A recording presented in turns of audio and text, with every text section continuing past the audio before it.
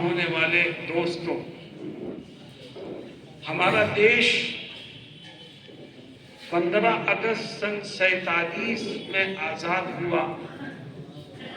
اور اس کا قانون اور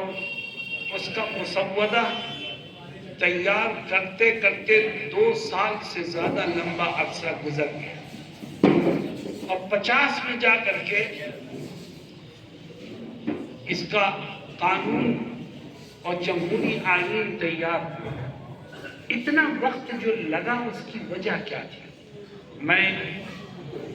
اپنی بات آپ کے دلوں میں ڈالنا چاہتا ہوں۔ دیش کی آزادی کے بعد جب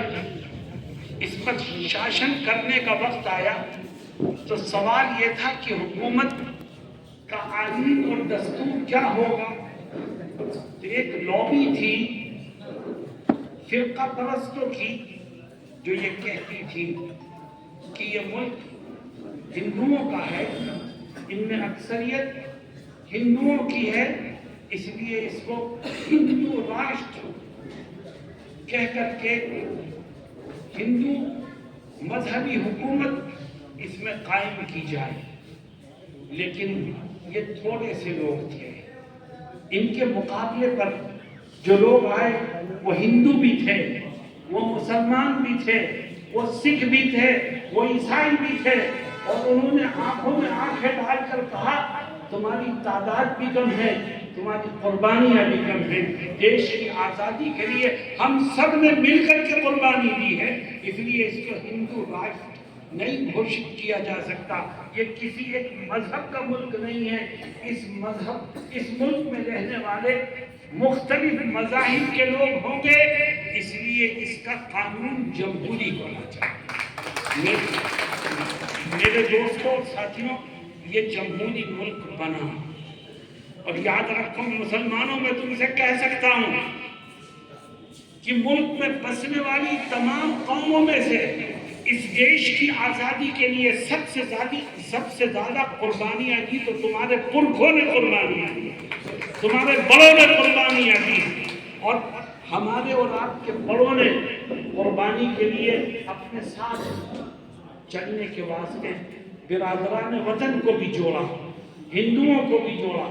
سکھوں کو بھی جوڑا، عیسائیوں کو بھی جوڑا، اور ایسی حکومت سے ٹکر لی کہ جس کے اقتدار میں سورج غروب نہیں ہوتا تھا۔ لیکن جب ہندو مسلم سکھ عیسائی مل کر کے کھڑے ہوئے تو دنیا کی سب سے بڑی طاقت کو بھی اپنا سر جھکانے پر مجبور ہونا تھا۔ آج ہمارا ملک زوال اور حکومت کرو کی پالیسی پر پھر سے عمل کر رہا ہے۔ ابھی ہمارے وکیل صاحب ایک بات کہہ رہے تھے کہ سکتا کے لیے آپس میں لڑائیاں ہوتی رہتی ہیں، حکومت اور اقتدار تک پہنچنے کے لیے پارٹیاں آپس میں ایک دوسرے کو نیچا دکھانے کی کوشش کرتی ہیں، اور ہر ایک کو حق ہے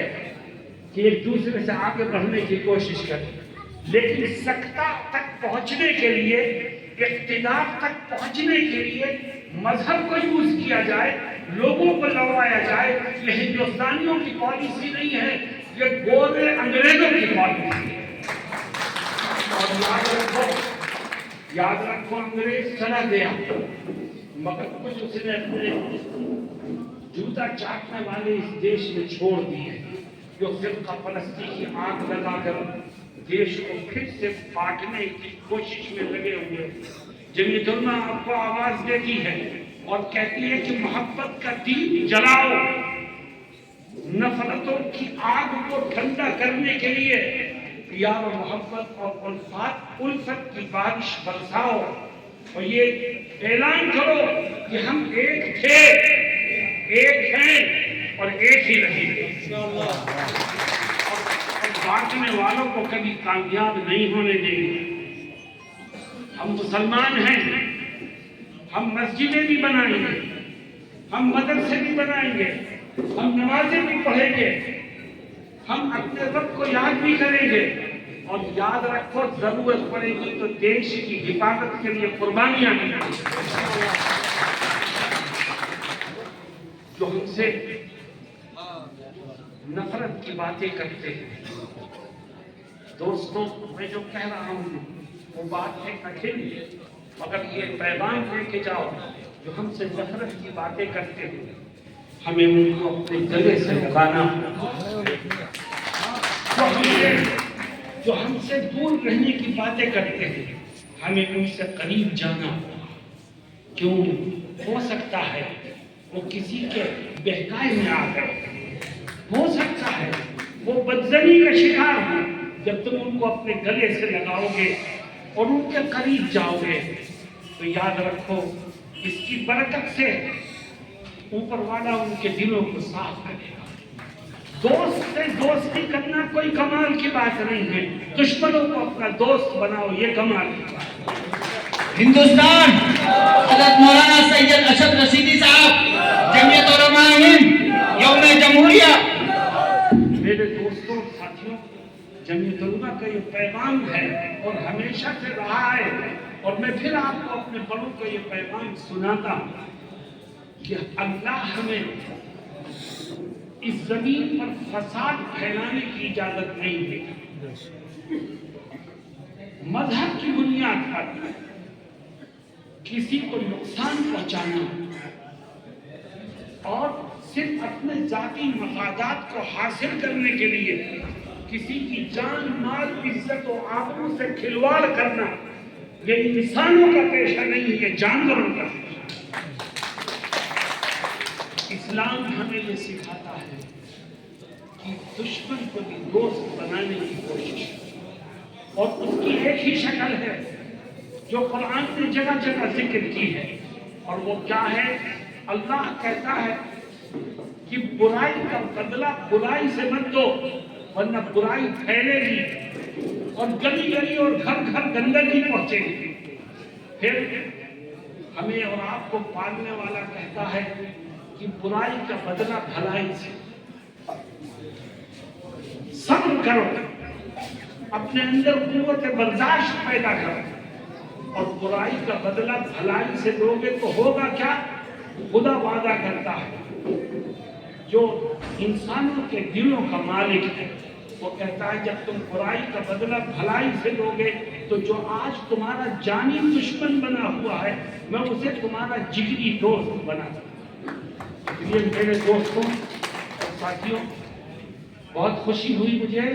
آج کے اس ماحول میں آپ کے جمع ہونے پر، اور میں آپ کو یقین دلاتا ہوں کہ اگر ہم اسی طرح اس دیش کے لیے جمع ہوتے رہے، مل جل کے قدم اٹھاتے رہے،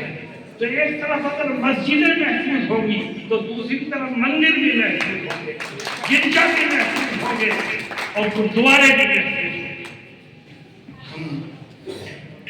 اس دیش کی مٹی سے ہم نے جنم لیا اور اسی دیش کی مٹی میں ہم مل جائیں. ہم اس دیش کو ٹوٹتا ہوا نہیں دیکھ سکتے، ہم اس دیش کو برباد ہوتا ہوا نہیں دیکھ سکتے.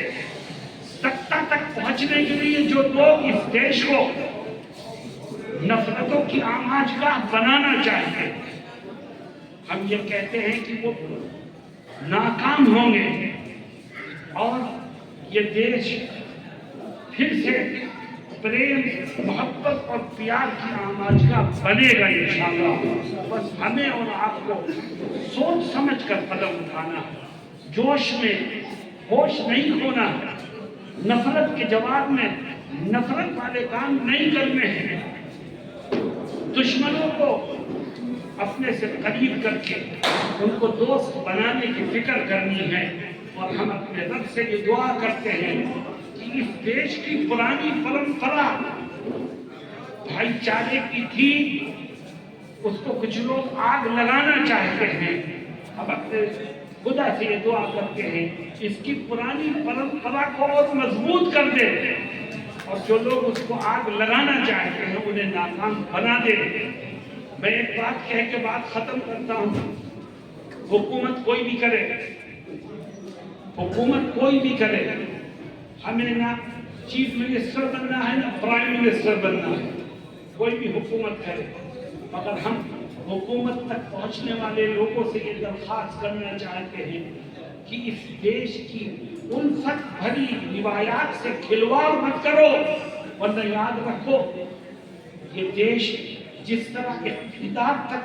आपको पहुंचाता है, इसी तरह इख्तिदार की कुर्सी से खींचकर नीचे उतारने की भी ताकत रखता है। और हम ये समझते हैं, और हम ये समझते हैं कि नफरत के सौदागरों की कामयाबी लंबे अरसे तक चलने वाली नहीं है, ये कुछ दिन की चांदनी है, फिर अंधेरी रात।